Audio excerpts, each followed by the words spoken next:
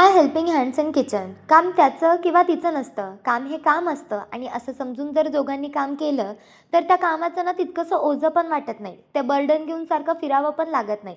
जेव्हा त्याला तिची गरज असते आणि तिला जेव्हा त्याची गरज असते ना, तेव्हा एकमेकांना मदत मागायला सुद्धा त्यांना काही वाटत नाही. पण हे होईल कधी? जेव्हा आपण ते नॉर्मलाईज करू. किचनमध्ये मम्मीला फक्त मुलीनी मदत न करण्या जाण्यापेक्षा मुलाला सुद्धा पाठवलं गेलं पाहिजे. किंवा पप्पांना जेव्हा गरज पडेल, तेव्हा मुलीला सुद्धा पाठवलं गेलं पाहिजे. हे जर आपण नॉर्मलाईज केलं ना, तर त्या कामाचं बर्डन कमी वाटू लागेल आणि कामामध्ये बदल झाला ना, आपोआप त्या कामामध्ये आवडसुद्धा निर्माण होते. आता मी जेव्हा किचनमध्ये काम करत असते, शूटिंगमध्ये तुम्हाला फक्त माझे हात दिसतात किंवा मी करतीये ते दिसतं. पण त्याच्यामागे माझ्या आईने घेतलेली मेहनत, त्याच्यामागे माझ्या दादानी मला थोडी केलेली मेहनत, इतकी मला लागू पडते आणि इतका मला त्याचा फायदा होतो मी तुम्हाला सांगते. मग मला शूट करायला, ते एडिट करून पोस्ट करायला अजिबात काही वाटत नाही. उगाचच आपले 29,000 सबस्क्रायबर्स नाहीच झालेत.